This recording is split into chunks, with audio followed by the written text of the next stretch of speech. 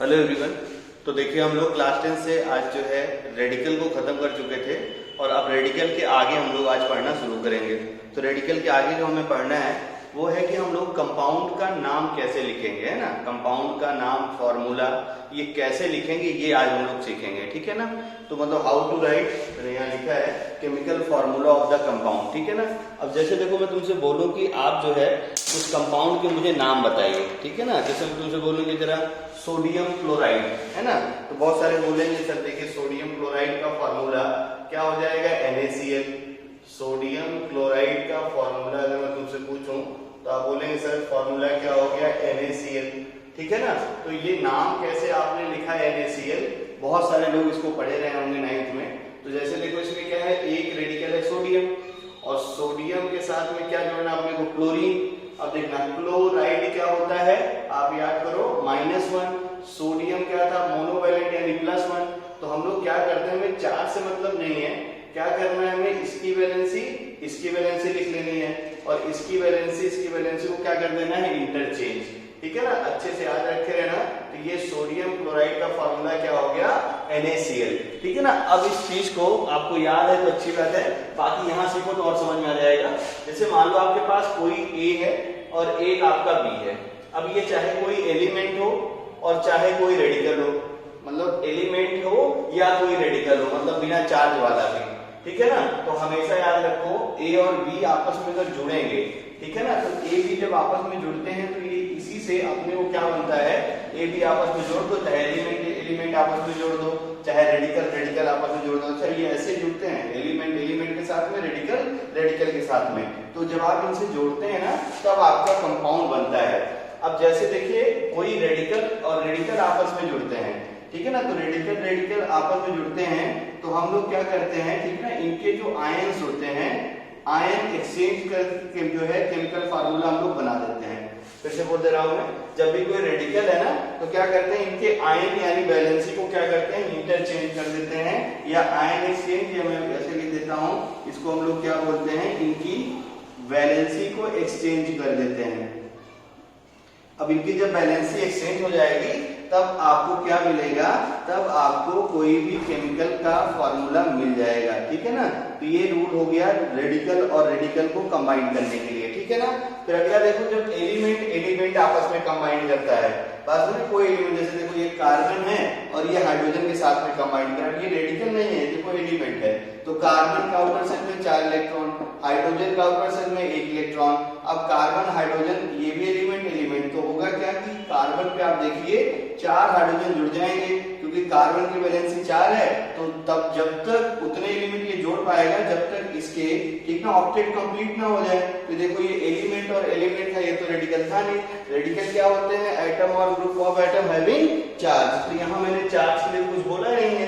तो अब देखो क्या होगा कि जब भी एलिमेंट कंबाइन करते हैं तो हमेशा याद रखो यहाँ पे क्या होता है, यहाँ पे तो आयन एक्सचेंज होता है और आयन एक्सचेंज से जो बॉन्ड बनते हैं वैसे समझ लो आयनिक बॉन्ड रहते हैं। और जो तुम्हारा एलिमेंट आपस में कंबाइन करता है तो एलिमेंट कंबाइन करते हैं कि जो है तो उस बॉन्ड से जो बनता है यानी कोवैलेंसी, इनकी क्या होती है, जो कोवैलेंसी है उसको हम लोग जो है सेटिस्फाई करा देंगे। कोवैलेंसी को क्या करेंगे, सेटिस्फाई करा देंगे। इस मतलब क्या है, कोवैलेंसी कंप्लीट करा देंगे। ऐसे लिख देता हूं, जब भी एलिमेंट आपके कंबाइन कराइए तो आप क्या करिए, इन एलिमेंट की कोवैलेंसी को कंप्लीट करा दीजिए। जब कोवैलेंसी कंप्लीट कराने का मतलब ये होता है कि या तो जो है एलिमेंट का, ठीक ना, डुप्लेट कंप्लीट हो जाए, यानी उसके पास 2 इलेक्ट्रॉन हो जाए आउटर में, या तो क्या हो जाए 8 इलेक्ट्रॉन, 2 इलेक्ट्रॉन हो जाए या तो क्या हो जाए 8 इलेक्ट्रॉन। आप जानते होंगे ये क्या था तुम्हारा डुप्लेट और ये क्या था तुम्हारा ऑक्टेट। तो चाहे डुप्लेट कंप्लीट हो जाए और चाहे ऑक्टेट कंप्लीट हो जाए तो वो एलिमेंट तुम्हारे जो है आपस में कंबाइन करके स्टेबल हो जाते हैं। तो ये है तुम्हारा फॉर्मूला लिखने का एक छोटा सा कॉन्सेप्ट, बाकी और हम लोग देखते रहेंगे। तो जैसे देखो आपके पास, ऐसे मैं बोलूं कि अपने पास 2 रेडिकल है ना। ज्यादातर काम इस चैप्टर में आए जो है आपको रेडिकल्स का ही पड़ेगा, बाकी धीरे धीरे हम लोग सीखते जाएंगे। तो देखो जैसे रेडिकल है तुम्हारे पास, एक रेडिकल है A और एक रेडिकल है B। हमेशा याद रखो जो रेडिकल तुम्हारा पॉजिटिवली चार्ज होता है, ठीक है ना, जो रेडिकल कैसा होता है तुम्हारा, केट आयनिक रेडिकल होता है। होता है उसको पहले लिखते हैं, और जो भी तुम्हारा n आयनिक रेडिकल होता है, ठीक है, जो भी तुम्हारा n आयनिक रेडिकल होता है इसको हम लोग लिखते हैं बाद में। अच्छे से याद रखे रहना, जब भी आप किसी कंपाउंड का फॉर्मूला लिखो तो रेडिकल केट आयनिक और एन आयनिक, ठीक है ना, तो केट आयनिक रेडिकल पहले लिखते हैं, एन आयनिक रेडिकल बाद में लिखते हैं। और फिर क्या करते हैं कि मान लो जो केट आयनिक रेडिकल है इसकी जो वैलेंसी यानी इस पे जो चार्ज है, वही समझो इसकी जो वैलेंसी है मान लो वो x है, और जो तुम्हारा एन आयनिक रेडिकल है मैंने बोला कि इसकी जो वैलेंसी है या इसके ऊपर जो चार्ज है वो मान लो y के बराबर है। तो अगर मुझे फॉर्मूला लिखना है तो हम लोग देखो क्या करते हैं, अच्छा वैलेंसी मतलब लिखना है तो चार्ज मतलब जो जैसे पॉजिटिव है तो हटा दो, निगेटिव है तो हटा दो, क्योंकि पॉजिटिव निगेटिव मॉलिक्यूल में नहीं दिखाते। अब क्या करेंगे फार्मूला लिखने के लिए A की वैलेंसी को भेज देंगे B के साथ में और B की वैलेंसी को भेज देंगे किसके साथ में, A के साथ में। तो ये देखो कंपाउंड का फार्मूला क्या हो गया, A के साथ में वैलेंसी किसकी गई, B की, और B के साथ में वैलेंसी किसकी जाएगी, A की। यानी कंपाउंड का फार्मूला क्या हो गया, AY और BX, ठीक है ना। बहुत सारे एग्जांपल हैं, जैसे मैं तुमसे बोलूं ध्यान से देखते रहना, मैं तुमसे पहला अब इसी में सारे एग्जांपल हम लोग करेंगे। जैसे देखो फर्स्ट एग्जांपल मैं तुमसे बोलूं कि आप बताइए जरा सोडियम क्लोराइड, ध्यान से सुनते रहना, मैं तुमसे नाम पूछूं मुझे नाम बताइए जरा सोडियम क्लोराइड, ठीक है ना। तो अब देखो सोडियम क्या हो गया Na और क्लोराइड यानी Cl, Na पे +1 होता है तो वैलेंसी 1 लिख दिया मैंने, क्लोरीन पे -1 होता है 1 लिख दिया मैंने, वैलेंसी इंटरचेंज कर दूं तो सोडियम क्लोराइड का फार्मूला क्या मिल गया, NaCl, ठीक है ना, समझ में आ रहा होगा। मैं तुमसे बोलूं देखना सेकंड कंपाउंड में तुमसे बोलूं सोडियम कार्बोनेट, ठीक है ना, क्या बोलूं तुमसे, सोडियम कार्बोनेट, ठीक है।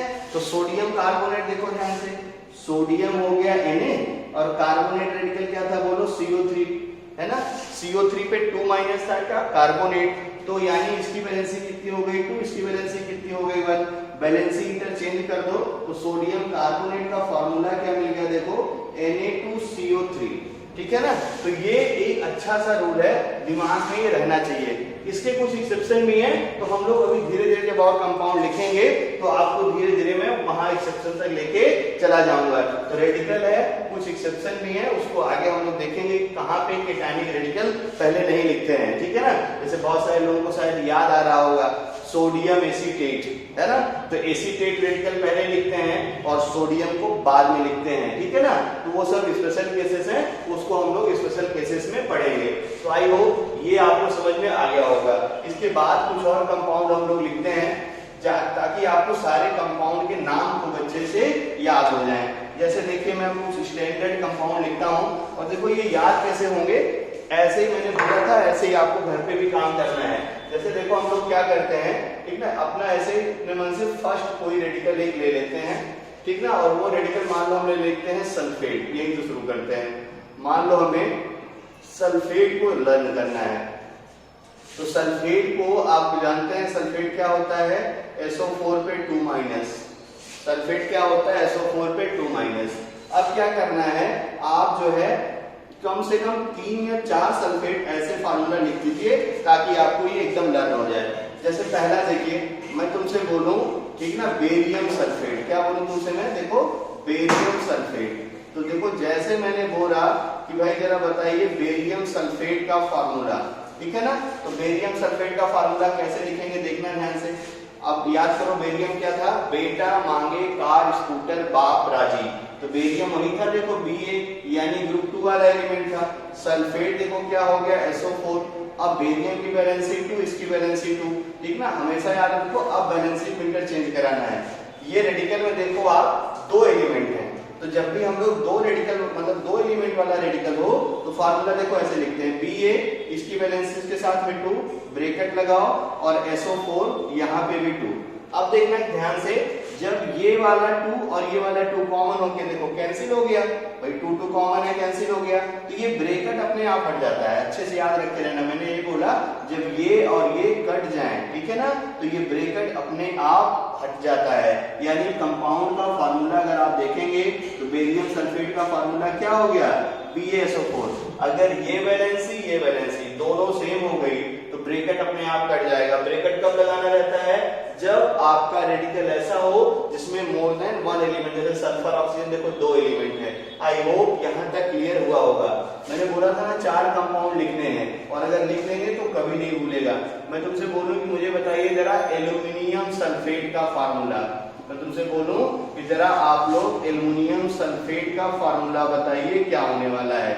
क्योंकि ये सब कंपाउंड अपने को ना, ये चैप्टर जो पढ़ रहे हैं हम लोग तीनों, इसके रिएक्शन में बनेंगे और बार बार बनेंगे, तो बार बार आप परेशान होंगे ये कौन सा कंपाउंड है, ये कौन सा कंपाउंड है। इसलिए क्या करना है कि पहले सारे कंपाउंड को ही आप देख लो कैसे लिखते हैं। अब देखना एल्यूमिनियम सल्फेट मैंने बोला तो तुम्हें अच्छे से पता है एल्यूमिनियम, ठीक है ना, और सल्फेट भी पता है, देखो SO4। वैलेंसी याद करो, बैगन आलू गाजर इन थैली या एल्यूमिनियम की वैलेंसी कितनी होती है 3। ना समझ में आए तो जिसका भाई एटॉमिक नंबर तो पता ही है आपको, ये देखो 283। आउटर सेल में जितने इलेक्ट्रॉन है इतने इलेक्ट्रॉन ये लूज कर देगा और केटाइन बना लेगा। तो ये केटाइनिक रेडिकल का एग्जांपल था, आपको अच्छे से पता है।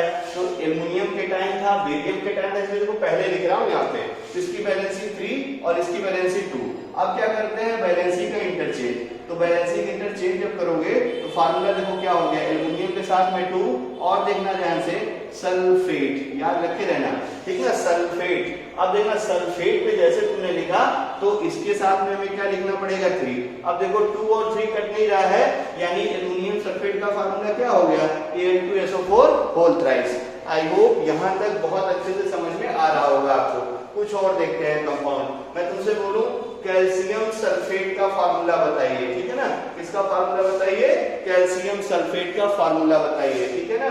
तो हम लोग सी आते हैं, जरा मैं तुमसे बोलूं कि मुझे जरा कैल्शियम सल्फेट का फार्मूला बताइए, कैल्शियम सल्फेट का फार्मूला बताइए, ठीक है ना।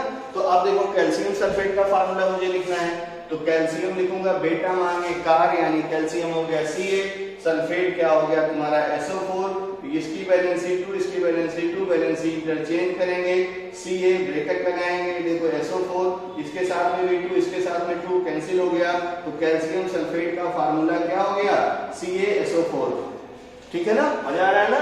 चलिए अगला कंपाउंड और देखते हैं, बहुत सारा स्पेस है। जैसे मैं तुमसे बोलूं, ठीक है ना, देखना ध्यान से, मैं तुमसे बोलूं फेरस सल्फेट, क्या नाम बोल रहा हूं मैं, देखो फेरस सल्फेट। आप बताइए जरा फेरस सल्फेट का फार्मूला क्या होगा, फेरस सल्फेट। तो आपको याद होगा, याद करिए, आयरन को लिखते थे Fe, है ना, फेरम ग्रीक वर्ड था, Fe के 2 रेडिकल थे, Fe+2 और Fe का एक रेडिकल था Fe+3। ये क्या था फेरस, ये क्या था फेरिक, ठीक है ना। तो फेरस सल्फेट लिखना है, यानी मैं क्या लिखूंगा आयरन, इसकी वैलेंसी कितनी है 2, और देखो सल्फेट तुम्हारा SO4, इसकी वैलेंसी क्या है 2, वैलेंसी इंटरचेंज करेंगे तो फार्मूला देखो क्या हो गया Fe।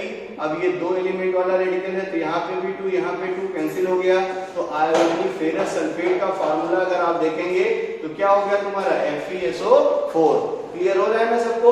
चलिए और अच्छी बात है, एक एग्जांपल और लिख देते हैं, देखो 4 हो गए ABCD, 5 कर लिए जाए थोड़े अच्छे नंबर हो जाएंगे, है ना, 4 तो खतरनाक टाइप का नंबर है। अगला कंपाउंड देखो ध्यान से, सोडियम सल्फेट, ठीक है ना। तो ये देखो ध्यान से, सोडियम सल्फेट कंपाउंड का हम लोग फार्मूला लिखते हैं, ठीक है ना।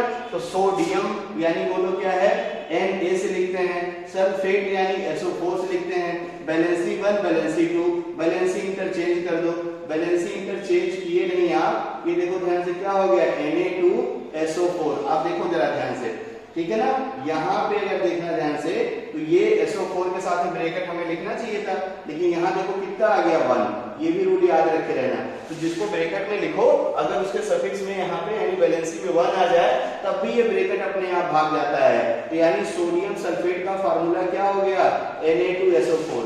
अच्छे से एक बार फिर से वीडियो रिवाइंड करिएगा और यहाँ तक अच्छे से रिवाइंड करके कंपाउंड ढेर सारे लिखते हैं। अब जैसे मान लो पहले रेडिकल के कंपाउंड हमने लिख दिए, अब हम लोग क्या करेंगे, सिर्फ यहाँ रेडिकल बदलेंगे और फिर आपसे 4-4 कंपाउंड आपसे लिखवाऊंगा मैं।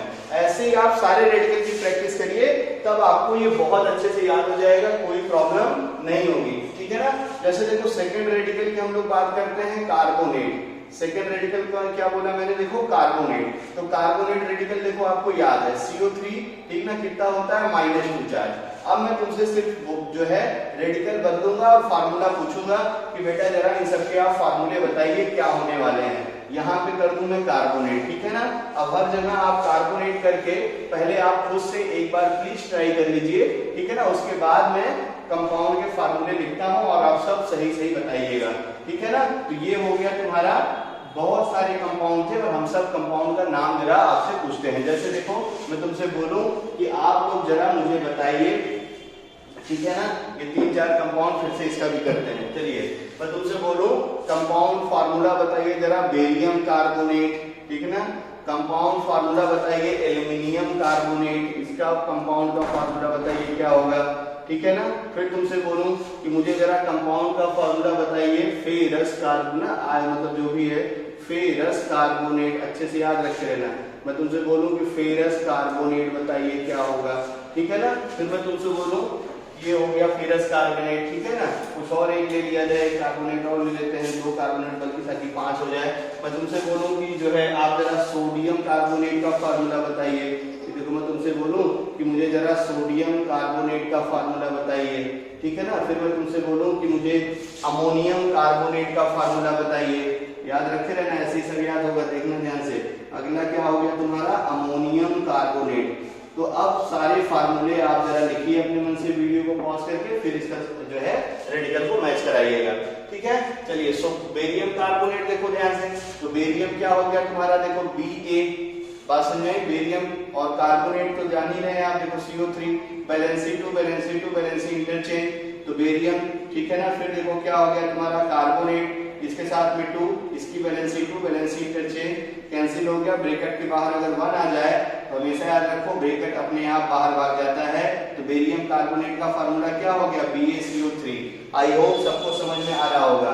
एल्युमिनियम है देखो ध्यान से, कार्बोनेट है, वैलेंसी 3 वैलेंसी 2, वैलेंसी इंटरचेंज करेंगे, ये देखो क्या हो गया Al2 और ये क्या हो गया देखो CO3, इसकी वैलेंसी इसके साथ में भगाएंगे तो ये यहाँ क्या हो गया 3, ठीक है ना। तो अब देखो ब्रैकेट के बाहर 1 नहीं आ रहा तो कोई दिक्कत नहीं है। एल्युमिनियम कार्बोनेट का फार्मूला क्या हो गया Al2CO3। समझ में आ रहा है ना सबको, मैच हो रहा है ना सबका। चलिए फेरस कार्बोनेट का फार्मूला बताइए। तो फेरस कार्बोनेट यानी आयरन कौन सा, बोलो +2 वाला, कार्बोनेट यानी CO3 भी वैलेंसी 2 वाला, वैलेंसी इंटरचेंज कर दीजिए। तो आयरन यानी फेरस कार्बोनेट का फार्मूला देखो क्या हो गया Fe2CO3 और ब्रैकेट पे 2 कैंसिल हो गया। ब्रैकेट के बाहर अगर 1 आ जाए तो ब्रैकेट अपने आप भाग जाएगा। तो बताइए जरा आयरन कार्बोनेट का फार्मूला क्या हो गया FeCO3। समझ में आ रहा है सबको। चलिए सोडियम कार्बोनेट का फार्मूला बताइए, ठीक है ना। तो सोडियम का formula Na, carbonate CO3 valency 1 valency 2 valency interchange कर दो तो देखो क्या हो गया Na2CO3, ब्रैकेट लगाएंगे, ब्रैकेट के बाहर 1 आ जाए तो ब्रैकेट अपने आप भाग जाता है। यानी ये देखो कंपाउंड का फार्मूला क्या हो गया Na2CO3, ठीक है ना। चलिए नेक्स्ट कंपाउंड आते हैं अमोनियम कार्बोनेट, ठीक है ना। तो अमोनियम कार्बोनेट, ठीक है ना। बताइए जरा अमोनियम क्या था, अमोनियम बोलो क्या था, याद करो क्या था NH4+, क्या था अमोनियम। याद करो मैंने बताया था ना NH3 में अगर हाइड्रोजन आयन जोड़ दो तो ये क्या बन जाएगा देखो NH4+। ये क्या है अमोनिया से क्या बन गया अमोनियम, अमोनिया से क्या बन गया अमोनियम, ठीक है ना। और ऐसे और बता दे देखो PH3 फॉस्फीन थी ये, मैं इनके नाम भी लिख दे रहा हूं ताकि ये गैसेस भी आपको याद होती रहे। ये देखो क्या हो गया अमोनिया और इस गैस का नाम क्या है फॉस्फीन, ठीक है ना। तो अच्छे से ये नाम बैठ जाना चाहिए। तो फॉस्फीन है ना, आई होता है फॉस्फीन। तो यहाँ देखो H+ में जोड़ दूं तो अब देखना है यहाँ ध्यान से, अमोनिया से अमोनियम और फॉस्फीन से देखो क्या हो जाएगा, बोलो फॉस्फोनियम। यानी जो कंपाउंड बनेगा वो कंपाउंड देखो क्या हो जाएगा PH4+, याद आया होगा। ये था तुम्हारा अमोनियम और PH4+ क्या था तुम्हारा फॉस्फोनियम, फॉस्फोनियम, ठीक है ना। तो आई होप यहां से भी आपको क्लियर हो गया होगा। तो अमोनियम कार्बोनेट वैलेंसी 1, कार्बोनेट यानी CO3, इसकी वैलेंसी 2, वैलेंसी इंटरचेंज करिए। कंपाउंड का फार्मूला बोलो NH4, ठीक है ना। अब देखो NH4 ब्रैकेट लगाना पड़ेगा, देखो मोर देन 1 एलिमेंट वाला रेडिकल है। यहाँ पे क्या हो गया 2 और CO3 के साथ में भी ब्रैकेट लगाइए, क्या हो गया 1। अब आप बहुत अच्छे जानते हैं कि जब भी तुम्हारा इसके साथ में ब्रैकेट के बाहर अगर 1 आ जाए तो अपने आप ब्रैकेट भाग जाता है। यानी अमोनियम कार्बोनेट का फार्मूला देखो क्या हो गया NH4 और यहाँ पे ट्वाइस और क्या हो गया देखो CO3 आई होप यहाँ तक आपको बहुत अच्छे से क्लियर हो गया होगा।